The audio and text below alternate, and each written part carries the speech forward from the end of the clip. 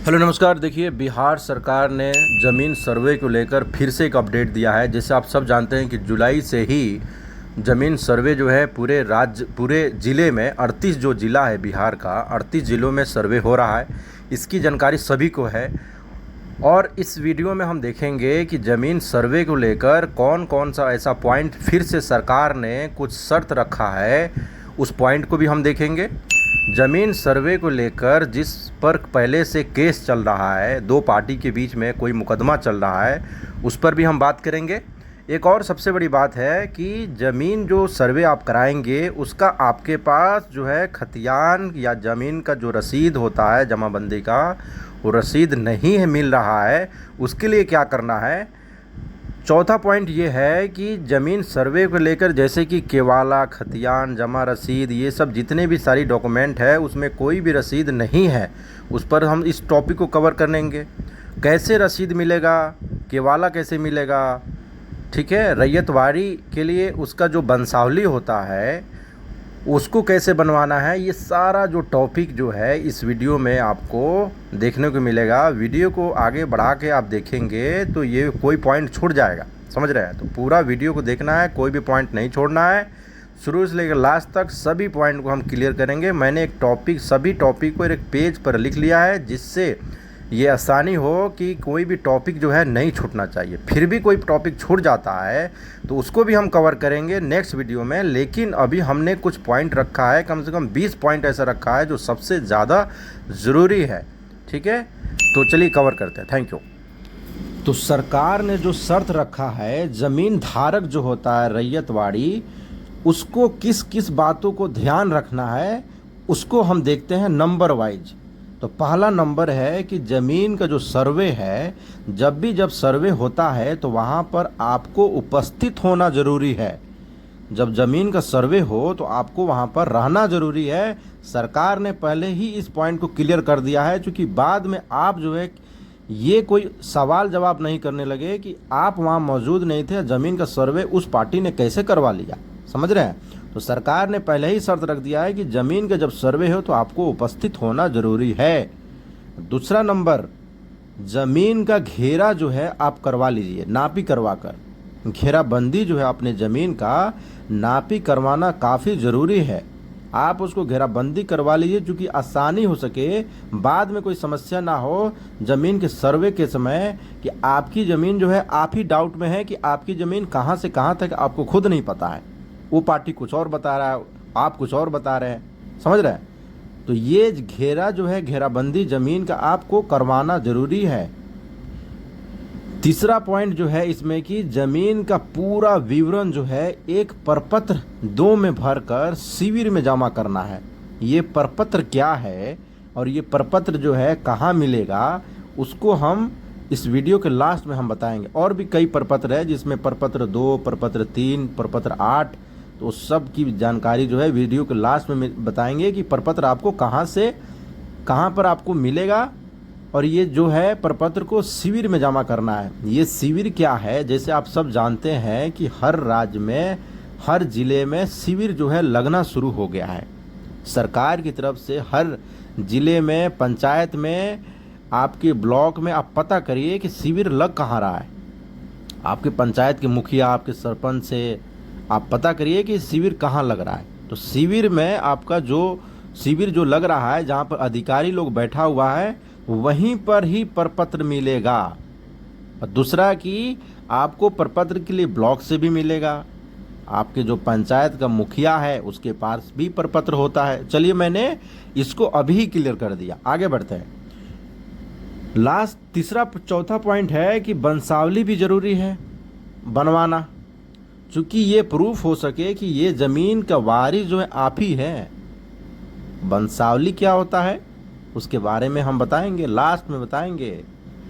अभी तो मैंने प्रपत्र का भी क्लियर कर दिया, लेकिन बंसावली की जो बातें हैं उसको कैसे बनवाना है, बंसावली आपका बन नहीं रहा, प्रॉब्लम हो रहा है, क्या समस्या है, उस सारी जानकारी हम लास्ट में देंगे।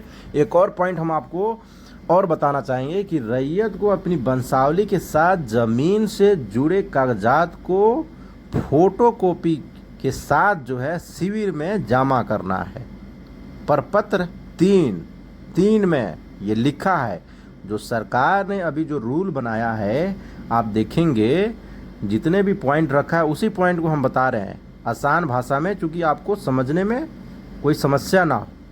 समझ रहे हैं? रैयत को अपनी जो वंशावली के साथ ज़मीन से जुड़े जितने भी कागजात हैं सभी का फ़ोटो कॉपी जहाँ पर आपका शिविर लग रहा है वहाँ पर जमा करना है, एक एप्लीकेशन के साथ, एक प्रपत्र के साथ। ठीक है। एक और पॉइंट सरकार ने इसमें जोड़ा है कि शिविर के तरफ से आपको एक एलपीएम दिया जाएगा। शिविर की तरफ से अधिकारी लोग जो बैठे हुए हैं शिविर लगाकर, वो आपको एक एलपीएम देंगे। एलपीएम क्या है? Land parcel map.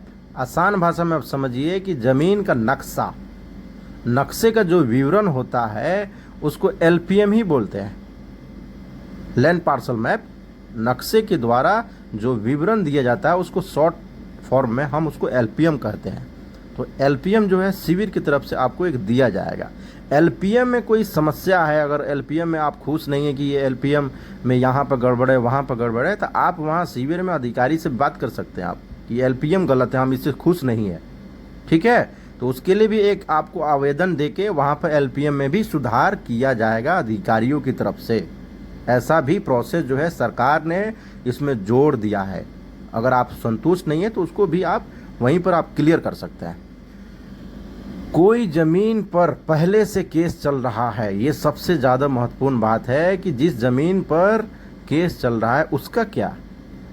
देखिए, आप सब जानते हैं कि कोर्ट की तरफ से जो भी मामला कोर्ट में ज़मीन से संबंधित कोर्ट में चला गया है तो कोर्ट का डिसीजन ही पहला डिसीजन होता है।